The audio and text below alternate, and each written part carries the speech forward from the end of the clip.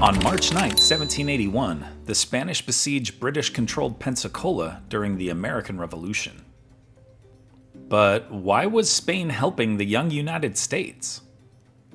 And did the Spanish get anything out of the war? When Britain's 13 colonies declared independence, Spain saw it as an opportunity. In 1777, Spain appointed General Bernardo de Galvez as governor of New Orleans, which had come under Spanish control in 1762 during the 7 Years' War, known as the French and Indian War in North America. Galvez was instructed to forge a friendship with the Americans and secretly sell them desperately needed provisions. With Britain blockading the U.S.'s Atlantic ports, the route from New Orleans up the Mississippi was a potential lifeline. American patriot Oliver Pollock coordinated with Galvez to procure supplies. The fledgling U.S. did not care what Spain's motivations were. The fact that Spain could help the new nation defeat Britain was all that mattered. In fact, the U.S. relationship with Spain was quite different from the 1778 U.S. alliance with France during the Revolution. The French officially recognized the new nation, provided money and supplies, and even fought alongside America's Continental Army on land, and crucially supported the American cause at sea. Spain, however, signed no official alliance with the new United States. In fact, Spain officially agreed to ally itself only with France, not the US, in the war. In fact, Spain's King Charles III was hesitant to recognize the United States of America because he was concerned about the precedent it might set with his own American colonies. In other words, Charles did not want the people of places like Mexico and Argentina to feel emboldened to begin a fight for independence against him. Spain's main goal in aiding the U.S. in North America was to regain Florida, which it had lost in the 7 Years' War. Spain also wanted to retake the strategic Gibraltar Peninsula and the Mediterranean island of Minorca, which had both been lost to Britain in the early 1700s. Additionally, for both France and Spain, getting a measure of revenge against Britain for the 7 Years' War and other conflicts would be sweet. Spain officially entered the war against Britain in 1779. Days later, Britain's King George III sent a secret communication to British General John Campbell in Pensacola, instructing him to attack Spanish-controlled New Orleans. The message never reached Campbell because it was intercepted by Galvez, who decided to turn the tables on the British and go on the offensive. Between August 1779 and March 1780, he defeated British forces at several locations in modern-day Louisiana, Mississippi, and Alabama, including Baton Rouge, Natchez, and Mobile. Galvez then began preparing to hit Pensacola, located about 200 miles west of New Orleans and 60 miles west of Mobile in today's Florida Panhandle. He surrounded the city by land and sea. His fleet amazingly survived a hurricane during the siege. Wow, a hurricane in Florida?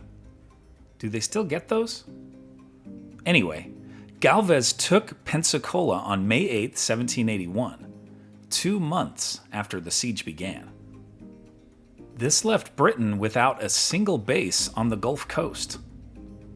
Galvez's victories played an important role in Britain's ultimate defeat in the war. The 1783 Treaty of Paris not only formally recognized American independence, but it also officially returned Florida to Spanish control. Galvez benefited personally from his exploits. He was bequeathed the title Count of Galvez by Spain's king. He was also named Viceroy of New Spain, which included what is now Mexico, the U.S. Southwest, California, and the Louisiana Territory. Galvez traveled to Mexico City in 1785 to assume his office.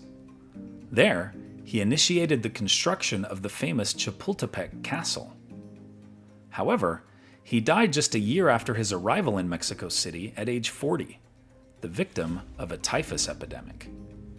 There are monuments to Galvez in several U.S. cities, including Pensacola, Mobile, Washington, D.C., and New Orleans, which reinstalled its Galvez statue in 2026 following an extensive restoration.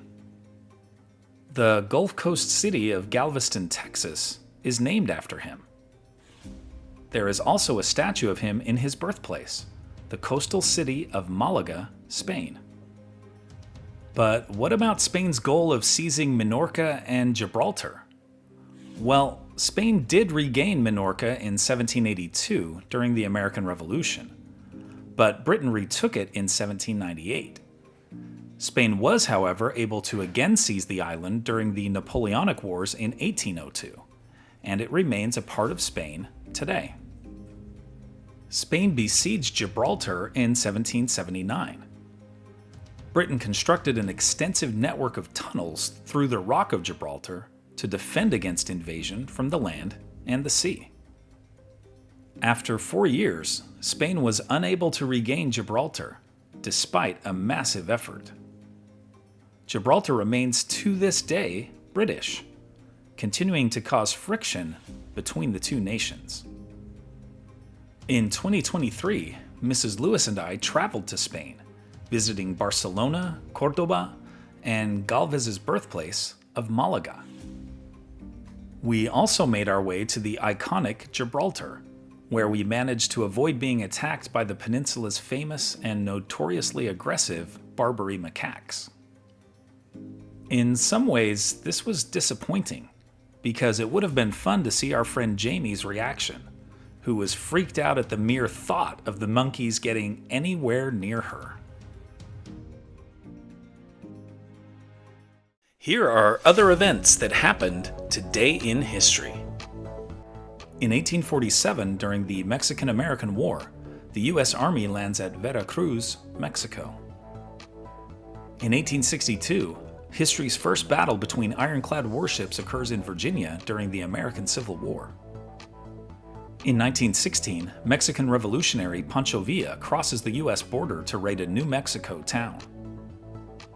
In 1945, in World War II, the U.S. begins a firebombing campaign that kills 100,000 in Tokyo. In 1959, the first Barbie doll goes on display at the American Toy Fair in New York City. In 1987, U2 releases the album The Joshua Tree, which goes on to hit #1 in over 20 countries.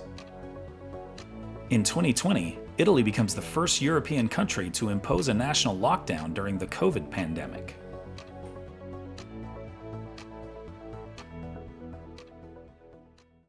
And now it's time for our Today in History quiz. Which was an important victory for Union General Ulysses S. Grant in the American Civil War? Gettysburg, Antietam, Chancellorsville, or Vicksburg? Liked learning about Galvez and the American Revolution? Then you'll love this one about when the Spanish banned Mardi Gras in New Orleans. Tap the screen to keep the story going on Today in History.